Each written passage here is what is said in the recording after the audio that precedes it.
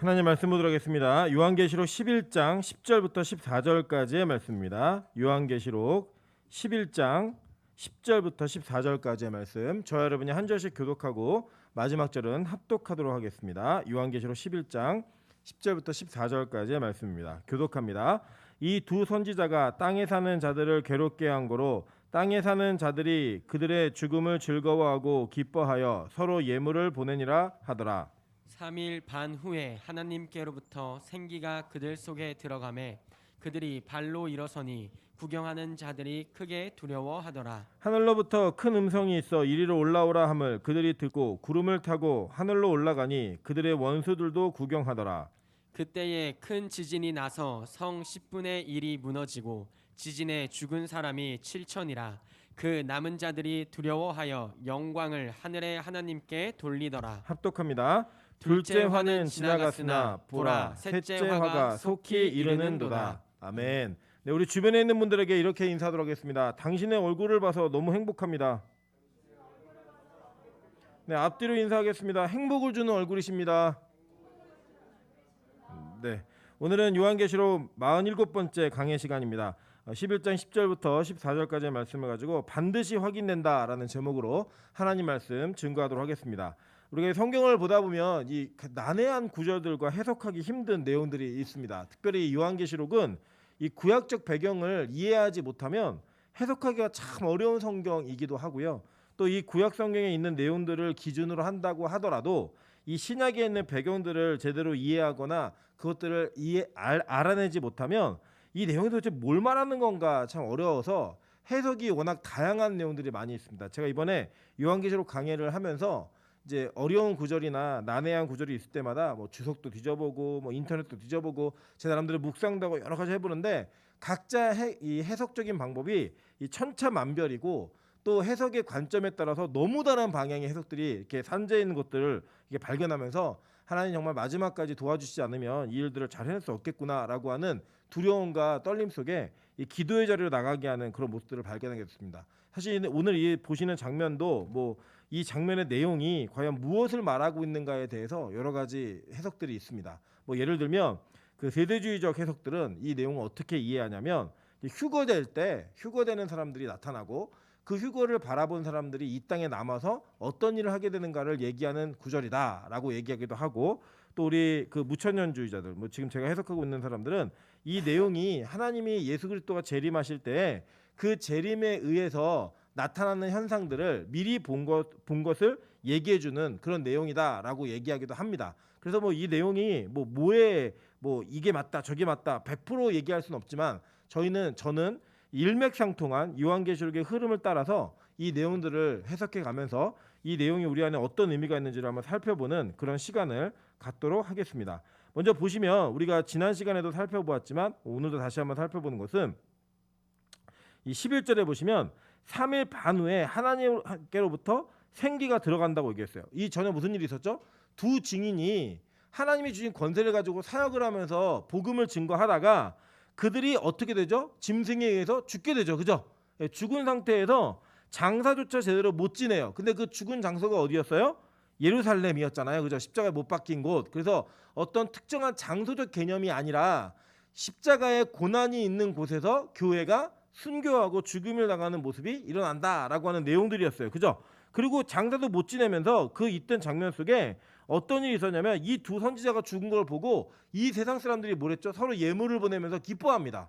야, 우리를 괴롭게 하던 우리에게 괴로운 메시지를 전하던 그 인간들이 죽었다. 이제 좀 살만하겠다. 우리를 괴롭게 하는 사람이 없구나라고 하는 그런 내용들로 그들이 서로 기뻐했다라고 얘기해요. 그런데 이제 3일 반 후에 어떤 일이 벌어집니까?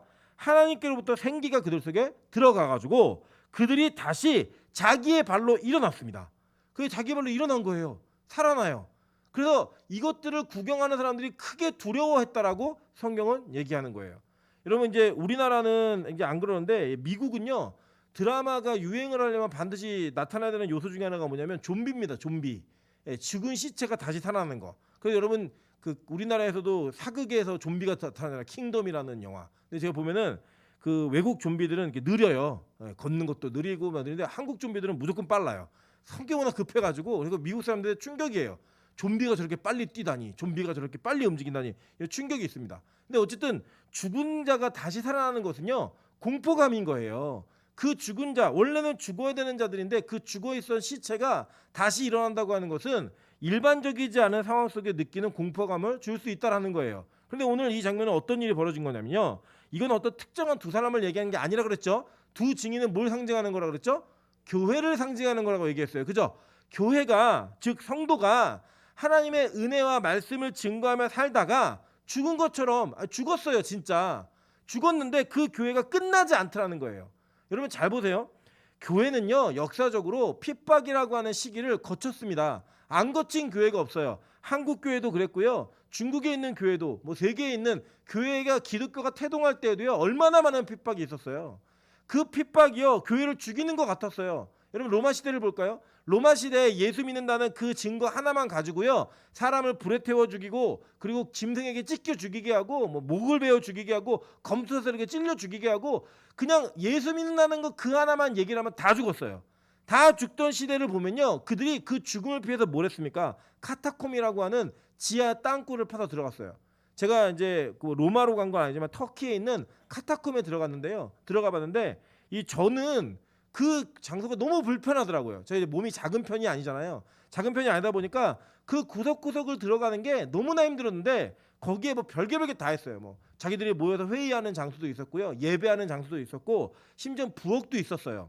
그들이 그 햇빛을 보지 못하고 거기에 숨어 살았기 때문에 몸집이 작았고요, 곱추가 같은 이런 병이 걸렸습니다. 왜냐하면 그들에게 결핍되어지는 게 너무 많았기 때문이에요. 여러분 그 시대에요 누가 교회를 건강하다고 얘기하고 누가 교회를 영광스럽다고 얘기했을까요? 아마도 그 위세에 군인들이 오면은 그 바위굴 하나 막으면은 몇 달 며칠을 버틸 수 있는 그런 음식을 저장해 놓고, 그들이 거기에 버티면서 지켰던 게 뭐냐면 신앙이었어요. 복음이었다고요. 그게 어떻게 산 삶이에요? 그 죽은 것 같은 삶이죠. 그 시대가 반복이 되면 반복이 될수록 교회는 끝났다, 교회는 죽었다라고 사람들이 얘기하지 않았을까요? 막 지하로 다 숨어 들어가니까 눈에는 안 보였어요. 안 보였던 그 시대 속에 교회는 반드시 다시금 부흥의 불길을 붙이더라는 거예요. 여러분 그래서 실제로 기독교 역사가들 가운데 313년에 이게 이 콘스탄티누스 제제에 의해서 기독교가 공의돼요. 밀라노 칙령에 의해서 공의될 때 뭐라고 얘기하냐면 기독교의 부흥은 끝났다라고 얘기하는 사람도 있어요. 왜냐? 핍박이 끝난 교회는, 핍박이 멈춰진 교회는 더 이상 간절함과 소망으로 하나님을 찾고 부르짖는 일들이 멈추게 되는 일들을 많이 보았기 때문입니다. 그래서 여러분 교회가 가장 힘이 있었을 때는 언제예요? 중세시대.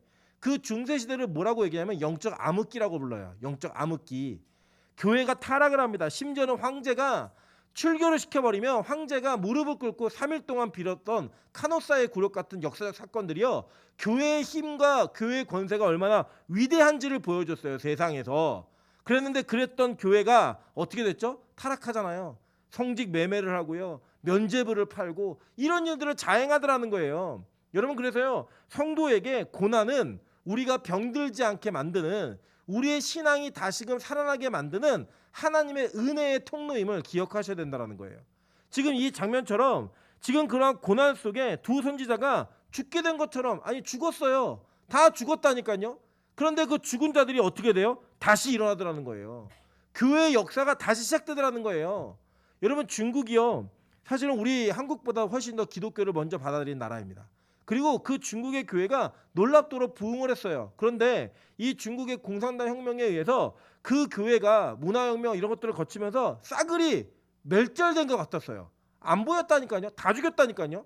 제가 지금도 이게 그 중국 분들과 교제하면서 들어보면 15년, 10년 전만 하더라도요. 난 예수 믿습니다. 그럼 감옥 갔어요, 그냥. 그랬던 그 상황 속에 교인은 다 죽었구나. 교인을 찾기 힘들었다라는 거예요. 그 교인을 찾기 힘들었던 그 교회들이 다 죽은 것 같았는데 이제 하나님께서 태동시키면서 교회를 일으키시니까 교회가 어떻게 돼요? 다시 살아나서 일어나요. 여러분 실제로요 지금 중국교회 성도가 한국의 인구보다 많습니다. 중국교회 성도가요. 교회가 죽은 줄 알았는데 그 오랜 기간 동안에 핍박을 거치고 죽었던 것처럼 보였던 교회가 다시 살아나더라는 거예요. 제가 중국 선교를 하면서 북한에 선교를 하고 있는 분들과 이제 교제를 했던 기억들이 있습니다. 근데 얘기 들어보니까 이렇게 얘기하더라고요. 어떤 할아버지가 이 손자하고 이렇게 밥을 먹다가 잠깐 눈을 감는 거 보면서 이 손자가 할아버지 신고했다는 거예요. 우리 할아버지 예수 믿는다고. 그 진짜 알고 봤더니 그 할아버지 예수를 믿는 사람이었어요. 여러분 지금도 북한에는요 아직도 자기의 신앙을 지키는 분들이 있고요. 북한에서 극동방송 이런 거 막 들으면서 한국 교회를 위해 기도하는 중보의 편지들을 써가지고 보내는 것들을요 실제로 그분들이 읽고 계세요. 한국 교회가 얼마나 병들고 있는지, 한국 교회가 얼마나 어려운지를 그들이 알고 기도를 하더라니까요. 그런 내용들이 우리에게 전달이 되는 걸 보면서요. 여러분 북한은 지금 어떻죠? 예수 믿으면 죽어요. 제가 정확히 연도는 기억 못 하겠는데 97년도 그 전후일 거예요. 그때 북한에서 기독교 믿는 사람들을 인정해 주겠다라고 끌어냈던 적이 있어요. 그러니까 어떻게 했는지 아십니까? 다 잡아 죽였습니다. 그러면 교회가 다 무너질 줄 알고, 그런데 교회는요 여전히 살아있더라는 거예요. 여러분 그래서 교회는요 죽지 않습니다. 하나님은요 반드시 교회를 일으키세요. 근데 그 일으키는데 필수적인 요소가 뭔지 아세요? 하나님께로부터 생기가 그들 속에 들어가매예요. 여러분 이 생기라고 하는 것은요 성경에서 여러 번 얘기를 합니다. 창세기 2장 7절입니다. 2번입니다. 여호와 하나님이 땅의 흙으로 사람을 지으시고 생기를 그 코에 불어넣으시니 사람이 생명이 되니라 라고 얘기해요. 이 히브리어 생기라고 하는 단어는 하인 네샤마라고 하는 단어인데 이게 산호흡이라는 뜻이에요. 직역을 하면 살아있는 호흡. 그게 들어갔더니 사람이 어떻게 됐어요? 생영이 되었다라고 해요. 하이 네페쉬가 된 거예요. 산영혼이 된 거예요.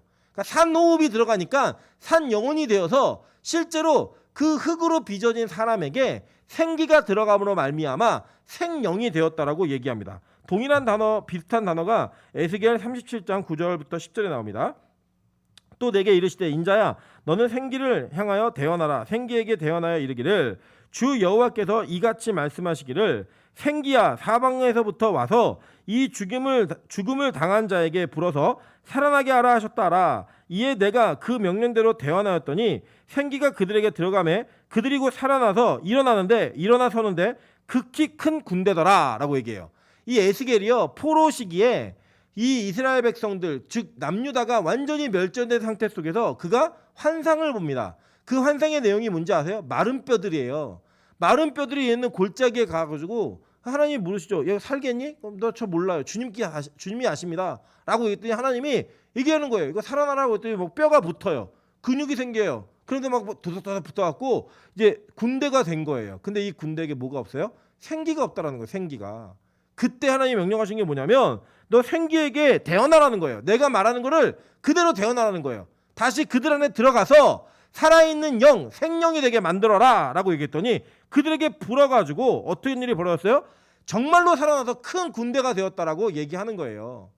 그것이 바로 에스겔이 봤던 남유다의 회복, 즉 교회의 회복의 환상이었다라는 거예요. 여러분 우리 교회는요 죽는 것처럼 보일 수 있고요 실제로 죽은 상태가 될 수 있습니다. 그리고 저와 여러분도 마찬가지예요. 우리의 영혼이 항상 하나님을 향한 온전함만 유지하지 않더라는 거예요. 성령 충만함만 있지 않더라는 거예요. 그런데 여러분 참 신기한 게요. 예배 드리는 사람이 예배가 무너지고 믿음이 있던 사람이 믿음이 약해지거나 우리의 신앙생활이 뭔가 결핍에 의해서 여러 가지 무너지게 되었을 때 나타나는 현상이 뭔지 아세요? 사람이 살았는데 죽은 것처럼 살아요. 살아있는데 인생에 행복이 없고 눈빛이 흐리멍텅하고 인생의 기쁨과 활력이 없고 생기가 없는 거예요. 여러분 그것들을 뭐 이 세상에서는 뭐 갱년기가 왔다, 뭐 우울증이 왔다 여러 가지로 얘기하지만 다른 거 아닙니다. 영적으로 병든 거예요. 영적으로 죽어 있는 겁니다. 여러분 우리의 영혼은요 죽은 자가 산 자가 우리는 어떤 이 생리학적인 걸로 구분을 해요. 심장이 뛰고 있는지, 그죠? 호흡을 자가호흡을 하고 있는지 이렇게 구분을 하지만 영적인 구분은요 다른 게 아니에요. 그에게 성령 충만함, 즉 구약에서는 이 그 루아흐라고 하는 하나님의 바람이 불고 있는가, 그의 영혼 가운데 성령께서 내주하고 계신가, 성령 충만한가, 이 문제가 우리의 영혼이 살고 죽음을 결정하더라는 거예요. 그래서요 여러분 이해할 수 없는 일이 벌어지는 거예요. 사업이 망했고 너무나 어려운데 성령 충만한 사람은 기뻐해요. 여러분 건강이 병들어가지고 제가 또 실수를 했어요. 얼마 전에 제가 설교하면서 하늘문에 계신 권사님 돌아가실 것 같다고 기도달라고 얘기했는데 또 퇴원하셨어요. 네, 건강이셔가지고. 네. 여러분 이게 의학적으로 불가능한 일이에요. 불가능한 일. 불가능한 일인데요. 그분의 영혼에 하나님께서 영적인 은혜를 주시고 성령 충만함을 주시니까 우리가 어떻게 여러분 생각해 보세요. 투병을 하냐고 손톱 발톱이 다 빠지고 머리가 다 빠지고 진짜 걸을 때마다 쩔뚝쩔뚝 거리면서 걸어야 되는 그분의 얼굴에 미소가 있더라고요. 기쁨이 있더라고요. 그게 살아있는 거 아닙니까? 다 건강하고 다 갖춰져 있고 모든 걸 다 할 수 있는데 죽은 자처럼 사는 존재들이 있다면 그분에게는 다 죽어야 되는 상황이고 절망해야 되는 상황인데 그분에게 들어간 하나님의 은혜 가운데 기뻐 뛰는 그 모습을 보면서 우리가 사람이 이 생리학적인 구조나 이 신체 구조 메커니즘만 살아있다 그래서 산 게 아니구나라는 걸 경험하는 거예요. 진짜로 죽은 자 같으나 산 자처럼 그런 사는 모습이 있더라는 거예요. 그게 어떻게 가능해요? 하나님의 생기가 부어지면 가능하다라는 거예요. 저는 우리 빛가소금교회 그리고 저와 여러분에게 이 생기가 부어지기를 주님으로 축원합니다. 저는 이 예배 가운데 이 생기가 부어지기를 간절히 소망합니다. 여러분 죽은 교회들이 있더라는 거예요. 죽은 성도들이 있더라는 거예요. 이제 여러분 코로나가 끝나고 이제 뭐 11월 둘째 주부터 뭐 위드 코로나 한다 뭐 얘기하잖아요. 할 수밖에 없을 겁니다. 여러분 그렇게 하게 되잖아요. 저는 분명히 교회가 명운이 갈려진다고 생각, 명암이 분명하게 나타난다고 생각해요. 정말 하나님의 생기가 부어지는 교회는요. 이 코로나 기간 동안 진짜 어렵고 힘들었잖아요. 그 어렵고 힘든 시간을 정말 무색하게 만드는 살아있는 활력이 있는 생기가 있는 예배가 있을 거예요. 성령의 충만함이 있는 예배가 있는 교회가 있을 거예요. 반면에 다 죽은 교회들이 있을 거예요. 다 죽은 교회들. 여러분 제가 참 걱정되는 것 중에 하나가 뭐냐면요. 이번 코로나 이 사태를 통하여서 어떤 현상이 벌어졌느냐. 한국교회 주일학교가 멸절됐습니다. 그냥 사라졌어요. 교회들이요 어떤 식의 통폐합을 했느냐. 그냥 중고등부가 나눠져 있었으면 중고등부의 사역자가 중고등부, 중등부, 고등부 따로 있었다면 그냥 합쳤어요. 합치고 한 사람의 사역자를 내보내고 한 사역자만 유지합니다. 그리고 뭐 그렇게 사역하시는 분들이 예를 들면 제가 이제 아는 분들 가운데도 목사 생활을 오래 했음에도 불구하고 중고등부에 대한 비전이 계속 있어서 하시는 분들도 계시거든요. 근데 그런 분들은 이제 어쨌든 이제 호봉도 쌓이고 경륜도 쌓이고 위치도 이제 있다 보니까 직급도 있다 보니까 이제 연봉이 높잖아요. 근데 그런 분들 다 내보내고 전도사들 다 부르는 거예요. 그러다 보니까 지금 목사님들의 임지가 없어가지고 고민인 분들이 되게 많이 있어요. 예, 그런 일들이 벌어졌습니다. 저는 그리고 중고등부 아이들에게는 어떤 현상이 벌어졌냐면 이제 그들에게는 예배는 드리는 시간이 아니에요. 보는 시간이에요. 그냥 영상으로 뭐 하나를 보고 나면 나 예배 드렸는데 라고 하는 자신들을 스스로 위안하고 스스로 자기들이 이 예배를 드렸다는 정당성과 명분을 갖게 하는 그런 분위기가 이제 팽배해졌습니다. 같이 와서 교제하고 교사와 함께 성경을 나누고 자기의 삶을 나누면서 죄의 문제를 해결하고 같이 기도하고 이런 관계 이제 없어졌어요. 그냥 예배를 영상으로 보기만 하면 끝이다라고 하는 이런 의식이 다 자리 잡게 됐다는 거예요. 누구에게? 젊은 세대들에게, 다음 세대들에게. 그래도 제가 보니까요, 우리 권사님들 세대의 어른들은 그래도 나와야 예배예요. 나와야. 안 나오면 답답함이 있는 거예요. 나와서 그래도 앉아서 내가 구석진데 있다 가더라도 나와야 예배지. 이런 마음이 다 있으세요. 감사해요. 우리 교회만 그런지 모르겠지만 어쨌든 있으신 것 같아요. 그런데 젊은 청년들에게 그리고 특별히 중고등부, 유초등부 어린이들에게는 이제 예배는 그냥 집에서 보는 거예요. 저는 심각한 두려움이 있습니다. 어떤 두려움이냐? 한국교회 미래가 정말 어떻게 될지 모르겠구나라고 하는 불안함이 있어요. 그 불안한 가운데서 저는 이 불안함을 깰 수 있는 교회가 빛과 소금 교회가 되기를 주님의 이름으로 축원합니다. 다른 거 아니에요, 여러분. 기도해 주세요. 각 부서마다 하나님의 성령의 바람이 불 수 있도록 교육자들에게 그런 은혜가 임할 수 있도록 교사들에게 그 뜨거운 마음이 불 수 있도록 하나님께서 그 마음을 주셔야지만 불어넣어 주셔야지만 죽은 것처럼 됐던 교회가 산 교회가 되더라는 거예요. 그리고 오늘도 우리 내년부터 우리 주일학교 부서를 맡으실 제가 전사님에게도 오시라 그랬어요. 방역 신경 쓰지 말고 오시라고. 우리가 살아야죠. 여러분 실제로 지금도요 맛집 가면요 방역이 어디 있습니까? 그냥 모르는 사람하고 4인 테이블에 같이 앉아갖고 같이 밥 먹어요. 이 플라스틱 하나 세워놓고 그게 무슨 의미가 있어요? 에어컨 틀었는데. 그런 데는 다 가요. 맛있다는 데는 다 가고 쇼핑센터 다 가고 백화점에 사람 미어터지고 트레이더스 그 얘기하면 안 되나요? 어쨌든 코스트코 이런 데 있잖아요.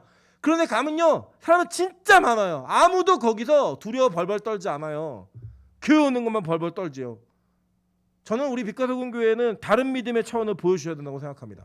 딱 끝나서 예배가 열리는 순간 우리 교회는 정상적인 예배를 이전에 드렸던 것과 똑같이 드릴 수 있는 교회가 되기를 주님의 이름으로 축원합니다. 그래서 성령의 바람이 불어서 교회가 살아야 된다는 거예요. 교회는 반드시 다시 살아야 합니다. 이전에 그래왔던 것처럼 앞으로도 그래야 해요.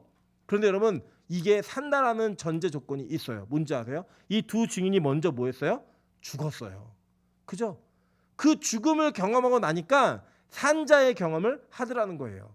저는 그래서 오늘 먼저 이 교회가, 저와 여러분이 먼저 죽어야 되는 명분이 왜 필요한지, 왜 죽어야 하는지 이것에 대해서 먼저 나누기를 소망합니다. 로마서 6장 3절부터 5절에 보면 이렇게 얘기합니다. 무릇 그리스도 예수와 합하여 세례를 받은 우리는 그의 죽으심과 합하여 세례를 받은 줄을 알지 못하느냐. 그러므로 우리가 그의 죽으심과 합하여 세례를 받음으로 그와 함께 장사되었나니 이는 아버지의 영광으로 말미암아 그리스도를 죽은 자 가운데서 살리신과 같이 우리로 또한 새 생명 가운데서 행하게 하려 함이라. 만일 우리가 그의 죽으심과 같은 모양으로 연합한 자가 되었으면 또한 그의 부활과 같은 모양으로 연합한 자도 되리라 라고 얘기해요.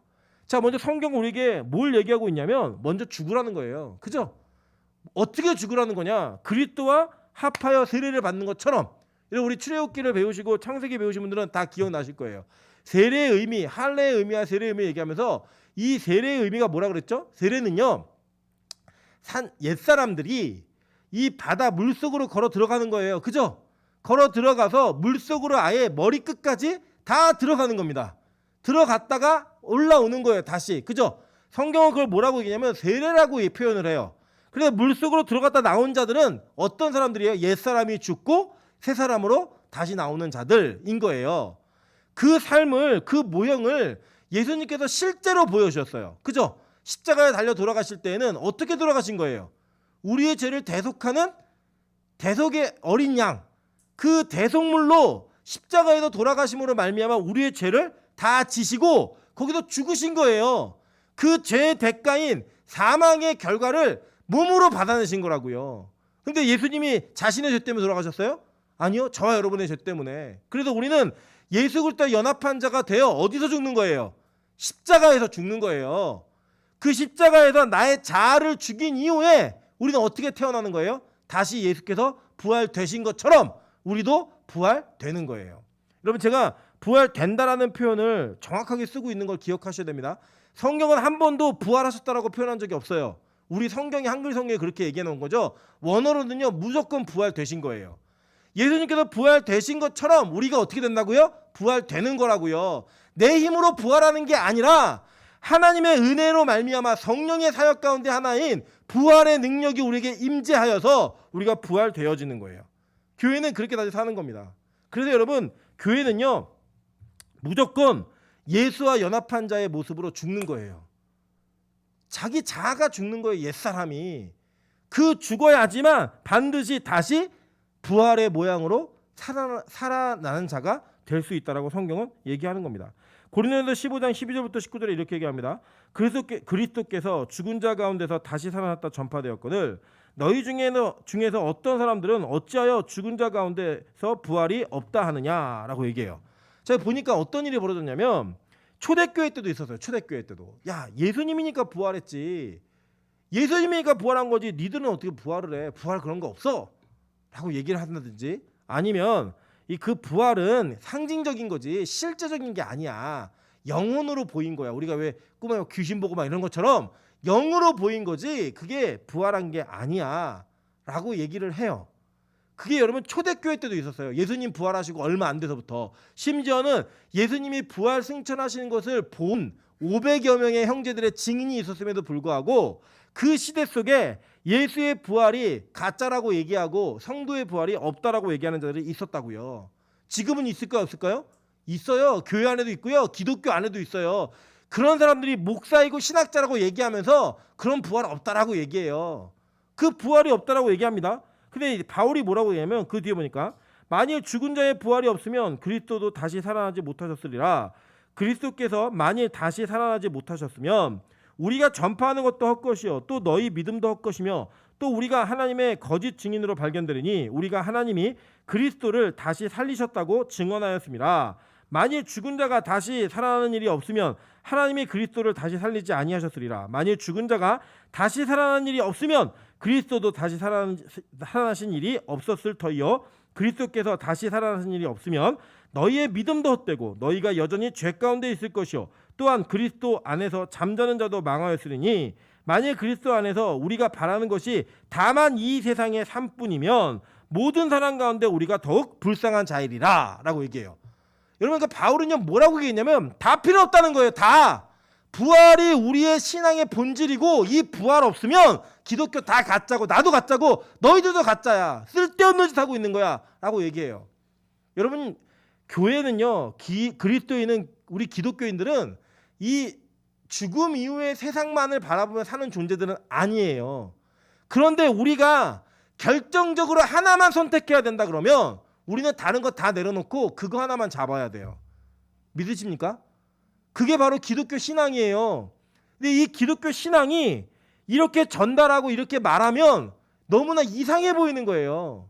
여러분, 여기 실제로 여기 앉아있는 이 예배장에 앉아있는 분들 중에도 아직 이 부활이 믿어지지 않는 분들도 있고 이 부활이 진짜인가 가짜인가 고민하는 사람들도 있어요. 그런데 그분들에게 제가 이런 말을 하고 있으면 저를 어떻게 볼까요? 이상한 사람 아니야? 이거 공상과학 영화 아니에요? 이거 진짜 이상한 얘기 아니에요? 우리가 실제로 그냥 받아들이기에 너무나 어려운 얘기잖아요. 차라리 내 원수를 내 몸처럼 사랑해라. 뭐 이런 거는 그 도덕적 윤리적으로도 받아들이기 어렵지 않잖아요. 그런데 이 메시지를 전하는 게 너무나 이상해요. 여러분, 안 이상하세요? 전도하라 그러면 뭐라고 얘기하세요? 야, 우리 교회 와봐. 우리 교회 되게 좋아. 막 거짓말 하잖아요. 막 예쁜 누나 많어. 그죠? 잘생긴 교회 오빠 있어. 우리 교회 분위기 좋아. 뭐 이런 얘기 주로 하시죠. 그죠? 거기에 대고 부활이 있어. 너 지옥 간다. 이런 얘기를 노골적으로 전도할 때 하는 게요 쉽지 않아요. 왜요? 본인들도 아시는 거예요. 이런 얘기를 하면 이게 얼마나 어렵고 힘든 얘기인지, 얼마나 어색한 얘기인지를 우리 다 아는 거예요. 다. 그래서 이 얘기하는 게 너무 어려워요. 어려운데요. 여러분, 이 얘기를 바울은 뭐라고 얘기하냐면 이게 기독교의 진짜 노른자야. 이게 기독교의 진짜 본질이야. 이게 믿음의 결국이고 진짜 추구해야 되는 유일한 우리의 소망이야 라고 얘기하는 거예요. 지금 그걸 얘기하면서 이걸 믿으라는 거예요. 빌립보서 3장 10절부터 11절에 이렇게 얘기합니다. 내가 그리스도와 그 부활의 권능과 그 고난에 참여함을 알고자 하여 그의 죽으심을 본받아 어떻게 해서든지 죽은 자 가운데서 부활에 이르려 하노니 내가 이미 얻었다함도 아니요 온전히 이루었다함도 아니라 오직 내가 그리스도 예수께 잡힌 바 된 그것을 잡으려고 달려가노라 라고 얘기해요. 베드로전서 1장 3절에도 이렇게 얘기합니다. 우리 주 예수 그리스도의 아버지 하나님을 찬송하리로다. 그의 많으신 긍휼대로 예수 그리스도를 죽은 자 가운데서 부활하게 하심으로 말미암아 우리를 거듭나게 하사 산 소망이 있게 하시며 라고 얘기해요. 그죠? 이렇게 얘기하는 거예요. 계속 얘기하는 거예요. 바울은 빌립보서에서도 베드로는 베드로전서에서도 계속 부활을 얘기해요. 부활을. 이 부활을 얘기하면서 이것이 우리의 산 소망이고 내 평생에 이거 잡으려고 가는 거야. 다른 거 아니고 나 평생에 이 부활 한번 잡아보려고 열심히 뛰는 거야 라는 고백을 해요. 누가요? 바울이요. 적어도 이런 바울 정도면 이런 고백 안 해도 되잖아요. 그죠? 우리가 바울을 어떻게 보고 있는지를 안다면 바울이 이런 고백하면 안 되고 나는 이미 부활을 이르렀어. 부활에 이르렀고 나는 부활을 확신해. 너도 따라와. 이렇게 얘기한 게 맞잖아요. 근데 뭐라고 얘기해 바울이? 그게 아니라 나도 이 죽으심을 본받아 같이 이 부활에 참여하려고 뛰어가는 거야 라고 얘기를 해요. 여러분, 이게요 참 아이러니한 게 기독교인들에게는 이 메시지가 되게 부담스러운 메시지인데요. 이 부담스러운 메시지를 세상 사람들은 싫어해요. 특별히 악한 마귀는 싫어해요. 사도행전 4장 1절부터 2절입니다. 사도들이 백성에게 말할 때 제사장들과 성전 맡은 자와 사두개인들이 이르러 예수 안에 죽은 자의 부활이 있다고 백성을 가르치고 전함을 싫어하여 라고 얘기해요. 이 싫어하다라는 헬라어가 디아포네오라는 단어인데요. 이 단어가 괴로워하다, 힘들어 해결하다. 그러니까 너무 괴로운 거예요. 힘이 들어가서 못 견디는 그런 내용에 쓸 때 이 단어를 얘기하는 거예요. 그 단어를 얘기하는데 이 세상 사람들, 특별히 이 예수 그리스도를 죽음으로 몰고 갔던 대제사장들과 사두개인들이 제일 싫어한 게 뭐예요? 예수의 부활을 전하는 거예요. 그 부활 안에 죽은 자 가운데 부활의 소망이 있다라고 말하는 걸 제일 싫어하는 거예요. 왜냐? 악한 마귀가 우리에게 준 열매가 뭔지 아세요? 선악과를 따먹게 한 이후에 우리에게 준 열매가 뭐냐면 바로 사망이란 열매예요. 그 사망이라는 열매, 그 사망이라는 권세를 깨뜨리는 유일한 힘, 부활의 능력, 그게 교회의 힘이라고요. 그 교회의 힘으로 일하는 걸 못 보는 거예요. 그걸 전하는 걸 너무 싫어하는 거예요. 여러분, 뭐 교회가 이러이러한 착한 일하고 있습니다, 교회가 이러이러한 좋은 일하고 있습니다 라고 말해서 교회 이미지를 좋게 만들고 교회가 세상 사람들이 환영할 수 있는 공동체를 만드는 거는요, 여러분 어렵지 않아요. 왜 어렵지 않은지 아십니까? 그 세상 사람들이 원하는 기준에 맞춰주면 돼요. 가난한 사람들 도와주는 거, 그죠? 지역사회를 위해 봉사하는 거, 뭐 지역사회에 기부하는 거, 이런 거 많이 하면 돼요. 그래도 여러분, 기독교의 본질은 그게 아니라니까요. 여러분이 이 세상에 살아갈 때 뭐 밥 먹을 때 너 더 많이 먹어, 뭐 얘기하는 거, 뭐 이런 거 쉬운 거예요. 그냥 어렵나? 어렵지 않겠죠. 그죠? 뭐 맛있는 거 나눠주는 거, 친절하게 인사하는 거, 그거 쉬운 거라고요. 세상 사람들이 그런 거 싫어하지 않아요. 교회 이름으로 공짜로 뭐 주는 거, 이런 거 싫어하지 않는다고요. 근데 뭘 싫어하는지 아세요? 부활을 전하는 건 싫어하는 거예요. 우리에게 죽음과 사망의 권세로부터 이길 수 있는, 살아날 수 있는 유일한 소망이 있다라고 가르치는 걸 싫어하는 거예요. 그러니까 여러분 생각해 보세요. 사람들이 모이고 좀 그래도 좀 이렇게 세상 사람들이 호의적으로 대하는 교회들에게 부활에 대한 설교가 얼마나 있는지 한번 보시라니까요. 제가 깜짝 놀란 게 뭐냐면, 제가 이 설교학 논문을 쓰다가 이 대형교회 설교 리서치라는 그 시간이 있었어요. 설교 내용이 도대체 뭔가 분석을 하니까요, 1년에 부활절 이때만 부활 얘기하고요, 부활 얘기 한 번도 안 하는 교회들 수두룩합니다. 부활 얘기 안 해요. 왜요? 부담스러워하니까. 성도들이 자기들도 이상하니까.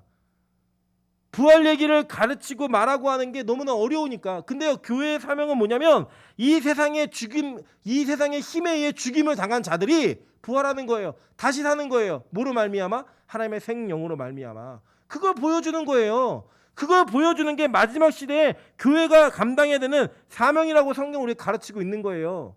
근데요, 이걸 나도 부담스럽고 세상도 싫어해요. 그러니까 말 안 하면 서로 편한 거예요. 그러니까 말하지 않는 거예요. 부활의 소망을 가르치고 얘기하고 그것을 붙드는 것이 너무나 미련해 보이는 거예요. 이 시대에 무슨 부활을 가르쳐. 이 시대에 무슨 죽은 자의 다시 사는 그 삶을 얘기해. 과학적으로 증명할 수도 없고 과학적으로 말도 안 되는 이런 일들을 하고 말하는 우리가 얼마나 멍청해 보이겠어요. 그 세상 사람들은요, 우리를 조롱하는 거예요. 기독교의 메시지를 받아들이기 힘들어하는 거예요. 사기꾼이라고 말하는 거예요. 그런 조롱을 다 받는 거예요. 다 받으며 사는 거예요. 여러분 보세요. 베드로가 부활을 믿지 않았으니까 어떻게 이렇게 얘기해요? 정말 믿으니까 말할 수 있었던 거잖아요. 제가 역으로 물어보면 이런 거예요. 역으로 여러분 자신에게 물어보세요. 내 입에서 세상 사람들을 만났을 때, 예수를 모르는 사람들 만났을 때 얼마나 부활 얘기를 하고 있는지, 얼마나 내가 누군가에게 이 부활의 얘기를 할 때 확신 있게 말할 수 있는지. 여러분, 이 기준에서 여러분 무언가 미달이라면 적어도 우리는 바울과 베드로와 같은 신앙은 아닌 거예요. 그렇다면 그들이 받았던, 그들이 이루어냈던 천국에 대한 소망, 그 천국에 대한 확신, 이것은 우리에게는 없는 거예요. 그러니까 맨날 살아있는데 죽은 자처럼 사는 거죠. 매일 이 세상의 죄의 문제에 허덕이고 깨어져서 죽음을 향해 달려가는 삶을 사는 거죠. 맨날 힘들어요, 죽겠어요. 네, 그럴 수 있어요. 그런데 맨날 그러냐고요. 맨날 하나님의 생기가 부어진 삶을 살면 이겨내기도 해야죠. 뛰어넘기도 해야죠. 여러분의 힘으로 일하는 게 아니에요. 하나님을 간구하고 그 은혜를 간구해서 성령의 루하흐가 불어지면 여러분에게 그걸 이길 수 있는 힘이 생긴다고요. 여러분, 이 세상에 매일매일 다른 다이나믹한 삶을 사는 사람이 도대체 몇 사람이나 있겠어요. 반복되는 삶, 똑같은 삶, 뭐 기대하지 않아도 그냥 매일매일 쳇바퀴처럼 돌아가는 그 삶을 살아가면서 우리가 거기에서 무슨 소망이 있겠어요? 여러분, 집에 가면 갈 때마다 부인이 바뀌는 남자가 몇 명이나 있겠어요? 이 세상에. 똑같은 사람 만나는 거예요. 똑같은 가족 만나는 거예요. 똑같은 삶을 살아가는 거예요. 그 똑같은 일상적이고 아주 평범한 삶 가운데 특별함은 뭔지 아세요? 하나님이 부어주는 그 생명으로 말미암아 우리가 죽은 자인데 산 자처럼 사는 거예요. 이 세상을 딛고 사는데 하늘의 삶을 사는 거예요. 그렇게 살아가는 삶을 살아가면서 그 부활의 기쁨이 뭔지를 땡겨다가 지금 이 내 삶 속에 심어버리는 거예요. 심어버리는 거예요. 사도행전 17장 32절에요. 이렇게 얘기합니다. 그들이 죽은 자의 부활을 듣고 어떤 사람은 조롱도 하고 어떤 사람은 이 일에 대하여 내 말을 다시 듣겠다 하니 라고 얘기해요. 그죠? 그러니까 이 부활을 전하면 반응이 명확해지는 거예요. 그 여러분, 부활의 메시지가 분명한 교회는 온전한 성도들의 신앙의 기준을 정확하게 갈라줄 수 있는 판별식이 생긴 교회예요. 부활의 메시지가 자꾸 예를 들어 이런 거예요. 우리 교회가 1년 365일 내내 부활 설교만 해요. 그러면 그 부활이 믿어지는 분들에게는 어떤 은혜가 있겠어요? 우와, 내가 믿고 있는 부활에 대한 확신이 막 생기면서 기쁨과 소망과 막 희망 막 이런 것들이 막 가득 차지 않겠어요? 반대로 그 부활의 메시지는 소망이 없고 심지어 부활이 안 믿어져요. 근데 맨날 부활 얘기만 해요. 그럼 여러분 어떻게 돼요? 교회 오기 싫어요? 좋아요? 싫어요. 교회 가면 헛소리만 하는 것 같고, 야 진짜 부활이 있나? 목사한테 속는 거 아니야? 진짜 이게 기독교 맞아? 이런 생각이 들지 않겠어요? 그런 반응이 분명히 나타나는 거예요. 반응이 부활의 메시지가 전해지면 명백하게 나타나요. 예를 들어 여기다가요 뭐 전과 30분 40분 갖다 앉혀놓고요, 여러분 착하게 살아야 됩니다, 도둑질하지 마세요 라고 얘기하는 거는요 다 동의해요. 심지어 자기가 지금 도둑질을 하고 있어도 맞아요, 그러면 안 됩니다 라고 얘기해요. 그죠? 근데 부활은 달라요. 부활은요 여러분의 믿음의 가치가 어디 있는지, 여러분의 신앙의 기준이 어디 있는지를 판별해주는 정확한 판별식이에요. 어떤 조롱해요. 마음으로 헛소리하고 앉아있네. 야 저게 기독교면 완전 사기 집단이네. 어떤 이들에게는 내가 잘 모르겠는데 다시 한번 들어봤으면 좋겠다. 어떤 이들에게는 와 내가 믿고 있는 게 진짜구나 라는 소망이 생기더라는 거예요. 이게 바로 교회가 시체처럼 시체가 되었던 그 상태에서 자신을 회복하는 힘인 거예요. 부활의 능력, 부활의 힘. 그게 저는 저와 여러분에게 온전하게 있기를 주님으로 소망합니다. 예수님께서 이 땅에 계시는 동안에 사역을 하시면서 이렇게 얘기하셨어요. 요한복음 11장 25절부터 26절에 이렇게 말씀하십니다. 예수께서 이르시되 나는 부활이요 생명이니 나를 믿는 자는 죽어도 살겠고 무릇 살아서 나를 믿는 자는 영원히 죽지 아니하리니 이것을 내가 믿느냐라고 물었어요. 물었다고요. 여러분 이게 물었을 때 마르다가 뭐라고 대답하냐면 네 말세에 죽은 자가 다 다시 살 것을 믿습니다 라고 얘기하니까 예수님이 그 말세 얘기하는 거 아니야 라고 얘기하면서 누굴 살려주시냐면 나사로를 살려주세요. 네. 이 장면이에요. 오늘 요한복음 이 11장에 나오는. 그러니까 잘 보세요. 그 부활의 능력은 우리가 모두가 다 목도하게 되는 날은 언제냐면 주님 다시 오시는 날이에요. 그죠? 그런데 하나님께서는 우리의 삶 가운데서도 이 부활의 능력을 확인할 수 있게 만들어 주신다는 거예요. 이게 천국의 예고편이었잖아요. 그죠? 여러분의 영혼이 사망과 죽음 가운데서 무너지면요 다 무너져요. 다. 제가 말씀드리잖아요. 여러분 환경이 좋다고 행복한 거 아니에요. 그럼 부자들은 자살하면 안 되죠. 여러분 제일 잘 사는 나라에 복지가 잘 돼 있는 나라에 살면 여러분 되게 행복할 것 같으시죠? 아니요. 되게 우울한 사람들 많아요. 심지어는요 가난하고 어려운 사람들이 더 열심히 열정 갖고 살아요. 목표가 있거든요. 오늘 굶지 말자. 확실한 목표가 있거든요. 그런데 다 이런 사람들, 허망한 사람들, 이런 사람들이요 인생에서 희한한 짓들을 해요. 우리 이번에도 화제가 되고 있는 오징어 게임, 그거 뭐예요? 돈 번 사람들 돈이 너무 많으니까 할 게 없는 거야. 할 게. 그래서 그런 일을 한다라고 이제 풍자로 이제 이 세상의 자본주의 시스템을 얘기한 거지만 진짜 그렇다라니까요. 돈을 많이 벌어도 돈을 적게 벌어도 그러니까 심심해요. 아무것도 할 게 없는 거예요. 뭐예요? 영혼이 죽은 거예요. 영혼이 행복하지 않은 거예요. 근데 여러분 제가 장담하건대 매일 예배 드려보세요. 심심할 틈이 있다 없다? 없어요. 이렇게 끝나면 그냥 그래 오늘도 교회 가야지. 그럼 그게 오는 거예요. 그냥 심심해 안 심심해요. 힘들어도 심심하진 않아요. 그래 우리 맨날 영혼에 대한 자극을 주면서 하는 거예요. 영혼에 대한 자극을 주면서. 그래서 이 부활의 삶과 능력이 여러분의 지금 오늘의 현실의 삶 가운데 나타나야만 하는 거예요. 그죠? 그래서 죽음이 두렵지 않은 거예요. 이 세상에 어떠한 그 지루함과 공포도 그 영혼에 족쇄를 채우지 못하는 거예요. 왜요? 부활을 믿으니까. 예수의 부활의 능력이 소망이 되니까. 그럼 우리 부활 기다리면서 하는 거예요. 여러분 제가 알려드릴게요. 이제 내용을 이제 이런 거예요. 그럼 우리가 지금 죽으면 어떻게 되는가? 우리 낙원에 가요. 낙원과 천국은 달라요. 바르셀리아랑 파라다이스는 달라요. 그래서 여러분 보세요. 성경이 이렇게 얘기해요. 누가복음 23장 43절 이렇게 얘기합니다. 예수께서 이르시되 내가 진실로 내게 이르노니 내가 나와 함께 낙원에 있으리라 하시니라라고 얘기해요. 그죠? 이게 뭐예요? 오른편 강도와 왼편 강도. 그죠? 오른편 강도와 왼편 강도에게 있었는데 원래는 처음에 이게 성경을 잘 보시면 두 강도가 다 예수님을 같이 조롱했어요. 조롱했는데 그 예수의 죽으심과 그 대화와 여러 가지 예수의 하시는 말씀을 보고 십자가에서 누가 회심을 하냐면 오른편의 강도가 회심을 해요. 그리고 그가 예수 그리스도를 하나님의 아들로 인정을 해요. 받아들여요. 그랬더니 예수님께서 뭐라고 계시냐면 너 오늘 나와 함께 낙원에 임할 거야 라고 얘기해서 예수님과 함께 낙원에 가는 사람이 돼요. 누가요? 오른편의 강도가. 우리 롤모델이죠. 그죠? 평생 내 마음대로 놀고 죄짓고 살다가 마지막 죽기 직전에 영접하고 천국 가는 거. 그죠? 근데 이거 하나님의 선택이에요. 이가 자기 결정한 게 아니에요. 그렇게 하나님이 선택한 사람인 거예요. 이 선택받은 자가 죽은 다음에 낙원에 있습니다. 그는 이 낙원에 있을 때는 영혼만 가 있는 거예요. 지금 여러분 예를 들어 여러분이 갑자기 죽었다. 예수 믿고. 여러분 어디 가요? 낙원에 가요. 거기는 영혼만 있는 곳이에요. 육체는요. 화장을 해서 뭐 땅에 뿌렸으면 땅에 뿌려져 있는 거고 묻었으면 묻혀 있는 거예요. 그냥. 그 묻혀 있던 우리가 언제 완성이 되느냐? 주님께서 이 땅에 다시 오실 때 그때 완성이 되는 거예요. 그래서 여러분 지금 누가 천국을 봤다라고 얘기하는 모든 것은 사실은 엄밀히 얘기하면 낙원에 대한 개념이지 천국은 아닌 거예요. 왜냐? 천국 가서는 지금 있어요, 없어요? 없어요. 주님 다시 오셔야지 가는 거지. 거기 다 낙원에 가 있는 거예요. 낙원에. 그래서 보세요. 고린도후서 12장 4절부터 4절까지는 아닌데 4절부터예요. 이게 바울이 자기 간증하는 거예요. 그가 낙원으로 이끌려가서 말할 수 없는 말을 들었으니 사람이 가히 이르지 못할 말이로다. 내가 이런 사람을 위하여 자랑했으나 나를 위하여는 약한 것도 외에는 자랑치 아니하니라 라고 얘기하면서 바울이 무슨 얘기하냐면 니들 하도 이렇게 니들 은사 많다고 자랑하고 뭐 봤다고 자랑하고 그래서 자랑하니까 내가 진짜 부득불 얘기하는데 야, 나 지금 낙원 갔다 와봤어. 가가지고 내가 예수님과 직접 직강을 받은 나 사도야. 예수님의 직계 제자야. 까불지 마.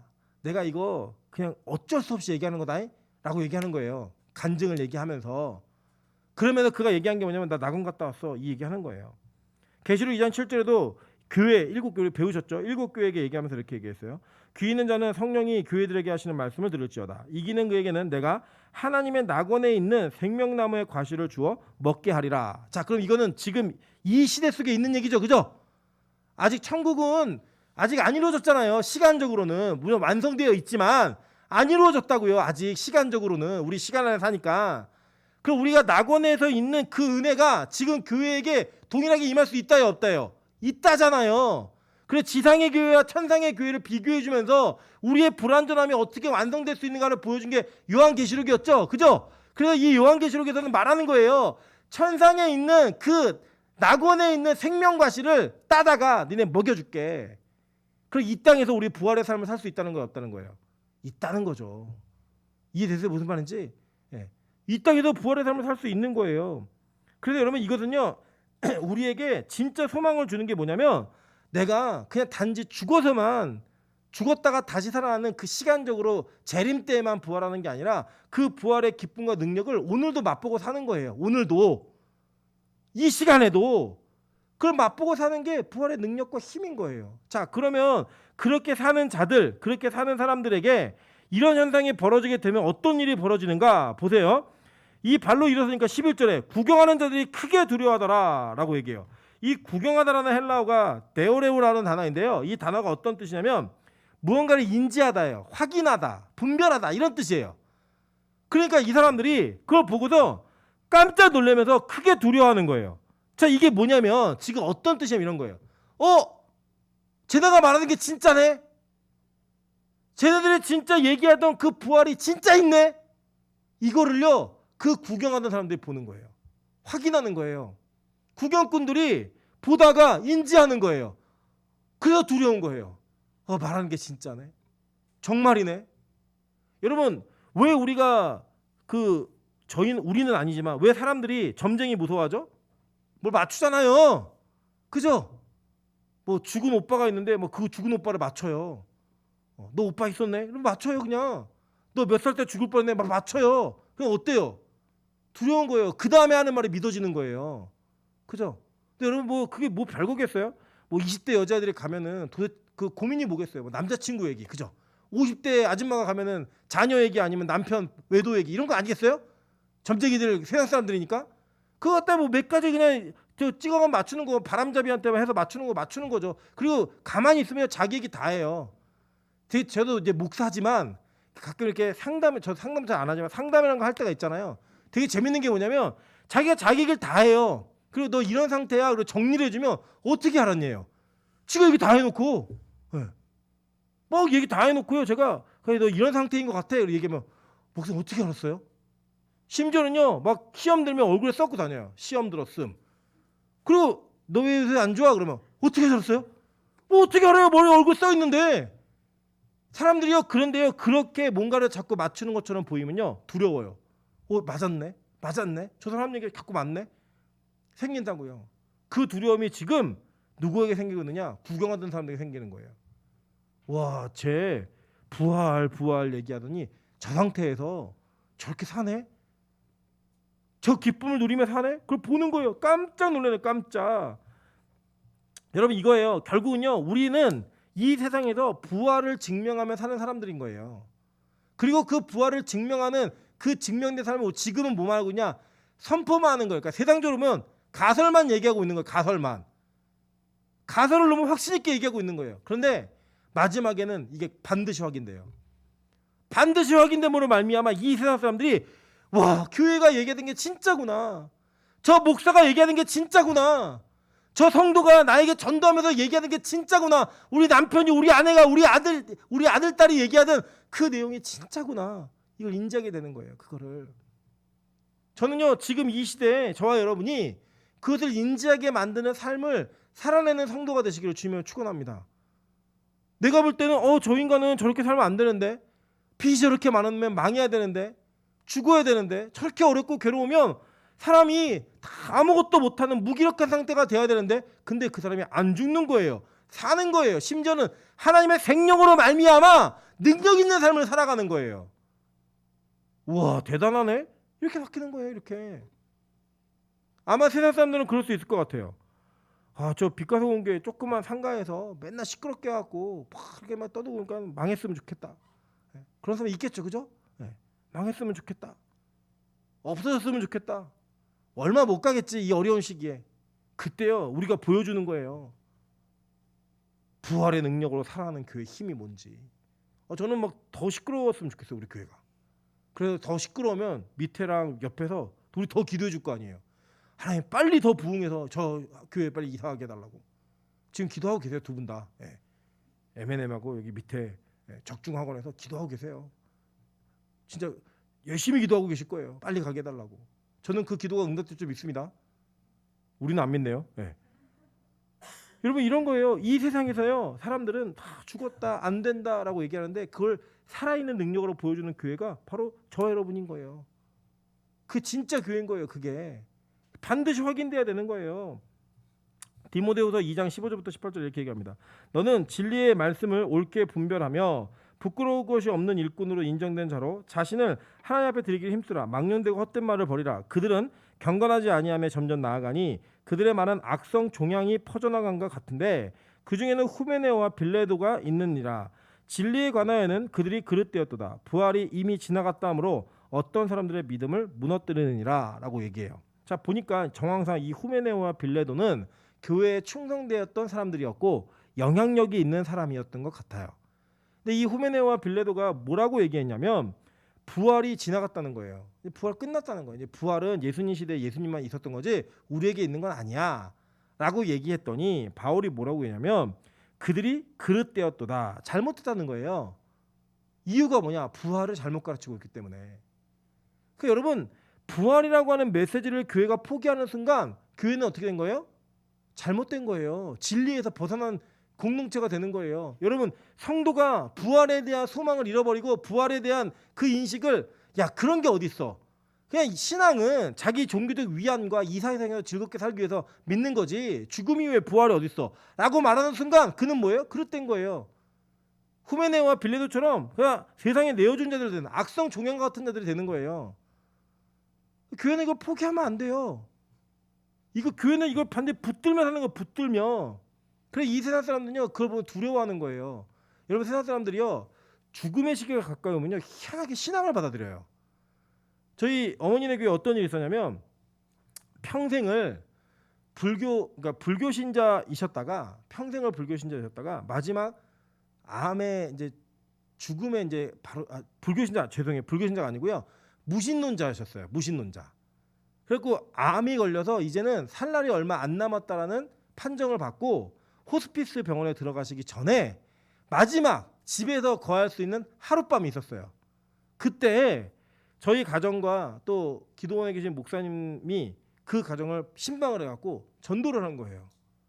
전도를 하면서 내용이 뭐였냐면 그분이 전도를 딱 하려고 그러니까 목사들이 들어오는 걸 보면서 뭐라고 했냐면 자기는 평생 무신론자로 살았고 큰아들네 집은 불교를 열심히 믿고 둘째 아들네는 예수를 믿기 때문에 자기는 어느 쪽도 믿을 수가 없다라고 선언을 하셨어요. 그 선언을 하고 난 다음에 거기서 부활의 소망을 전달하면서 보험 들듯이 들어보세요라고 얘기했더니요. 그분이 예수 그리스도를 그 자리에서 영접하시더라고요. 사람은요 누구나 다 죽음이라고 하는 것이 눈앞에 직면하게 되면 공포감이 있어요. 심판이 있다라는 두려움이 생기는 거예요. 본능적인 거예요. 아주 본능적인. 성경은요 이렇게 얘기합니다. 히브리서 9장 27절부터 28절에 한 번 죽는 것은 사람에게 정해진 것이요 그 후에는 심판이 있으리니 이와 같이 그리스도도 많은 사람의 죄를 담당하시려고 단번에 주신 바 되었고 구원에 이르게 하기 위하여 죄와 상관없이 자기를 바라는 자들에게 두 번째 나타나시니라 라고 얘기하면서 뭐라고 얘기해요? 한 번 죽는 것은 사람에게 정해진 것이요 그 후에는 반드시 심판이 있다고 얘기해요. 그럼 그 심판으로부터 우리가 면제받고 이 심판으로부터 구제받을 수 있는 유일한 방법이 뭔지 아세요? 부활이에요. 다른 거 아니고 부활이라고요. 부활. 그 부활의 메시지가 명확하게 확인되어지는 그 교회의 삶, 그게 바로 두 증인의 삶이라고 성경은 말하고 있는 겁니다. 그거 구경하면서 놀라는 거예요. 진짜네? 진짜네? 그 살아난 자들에게 어떤 은혜가 있는지 아세요? 우리 성경 12절 볼게요. 본문 12절. 하늘로부터 큰 음성이 있어 이리로 올라오라 함을 그들이 듣고 구름을 타고 하늘로 올라가니 그들의 원수들도 구경하더라. 하늘로부터의 부르심이 있는 거예요. 그 부르심을 향해 그들이 올라가는 거예요. 그걸 보고 원수들이 구경하고 있는 거예요. 원수들이었어요. 이 세상에서 조롱하고 핍박하고 부활의 메시지 전하지 못하겠던 자들이 그 내용과 그 장면을 눈으로 목도하게 되는 거예요. 여러분 이게요 이 세상에서 교회가 감당해야 되는 사명이고 교회가 걸어가야 되는 길인 겁니다. 이게 교회의 본질적 존재 이유고요 최종적 목표예요. 이걸 여러분 잃어버리시면 안 된다는 거예요. 뭐 교회 가면 행복해 좋은 소리에 맞아요 그럴 수 있죠. 근데 교회는요 이 메시지를 절대 포기해서는 안 돼요. 여러분 우리 교회만큼 뭐 부활 얘기 많이 하는 교회가 어디 있겠어요. 그런데도 불구하고 저는 여전히 부족하다고 생각해요. 왜요? 어떤 이들에게는 이 예배가 마지막일 수 있기 때문에. 마찬가지예요. 저에게도 이 설교가 마지막일 수 있어요. 갑자기 죽을 줄 어떻게 알아요? 저는 여러분 양방과 한방에서 자다가 죽을 것 같다라는 얘기를 동시에 들은 사람입니다. 네. 양이와 한이가 확신 있게 얘기했어요. 이러면 자다가 죽는다고. 언제 죽을지 몰라요. 그래서 마지막 메시지처럼 설교해야 되는 게 저의 사명인 것 같아요. 저는 그럼에도 불구하고 여전히 생명은 하나님께서 주관하신다고 믿기 때문에 그 의사의 말을 두려워하지 않아요. 뭐 죽어도 천국가니까 무섭지 않아요. 그리고 좀 제가 너무 길게 살면 또 저희 아내가 힘드니까 또 빨리 가야 보험금 타면 그 보험도 쓰고 그러지 않겠어요? 예. 그런데요, 여러분 이 부활의 능력과 그 힘은요 우리에게 포기되어질 수 없는 힘이에요. 그 권능은 절대로 놓쳐서 안 되는 거예요. 그래서요 정말 설교 시간마다 외치고 싶어요. 제가 가능한 한 이 메시지를 더 잘 전달해 드리고 싶어요. 저는 이거 진짜 믿거든요. 저는 정말 믿거든요. 왜냐면요. 저는 이 부활의 소망이 아니면 이 땅에서의 삶으로 인해 저는 지옥 가는 게 너무 마땅한 사람이고 심판대 앞에서 최후의 심판 가운데 두 번째 불못에 떨어지는 것이 마땅한 사람이기 때문에 저는 이걸 믿어야만 해요. 이 부활이 없으면 저에게는 다음이 없어요. 아니 영원히 없어요. 그래서 저는 이 부활의 메시지를 끝까지 붙들고 살 거예요. 끝까지 소망하며 살 거예요. 그 능력을 보여드리는 그런 인생을 살고 싶어요. 저는 저와 여러분이 그렇게 하는 은혜가 있었으면 좋겠습니다. 그래서 사람들로 하여금 이 부활이 확인되어지는 그 은혜를 여러분 선언하시고 선포하시면서 우리가 느껴지는 거. 야 빛가스 공교회를 보니까 부활이 있네. 빛가스 공교회 장로님들, 권사님들, 안수집사님들 이런 분들을 보니까 청년들을 보니까 야 진짜 부활의 능력이 있네. 부활의 힘이 있네. 이걸 보면서 보여주는 거예요. 그 능력의 힘을. 그러므로 말미암아 이 교회가 진짜 교회가 되기를, 그러므로 말미암아 여러분과 저와 제가 진짜 성도 되기를 주님의 이름으로 축원합니다. 지금 같이 한번 찬양하며 통성으로 기도하다 영혼들이 구원받는 은혜가 나타날 수 있게 주님 축복하시고 역사하여 주시옵소서. 이제는 우리 주 예수 그리스도의 은혜와 무한하신 하나님의 사랑하심과 성령의 감화 교통하시고 내주 충만하신 은혜가 우리의 인생을 통해 부활의 능력과 부활이 확인되어지고 확신되어지기를 소망하고 다짐하는 이 자리에 모인 빛과 소금교회 모든 성도들 머리 위에, 집에서 예배하고 있는 모든 성도들 머리 위에 이제부터 영원토록 함께 있을지어다. 아멘.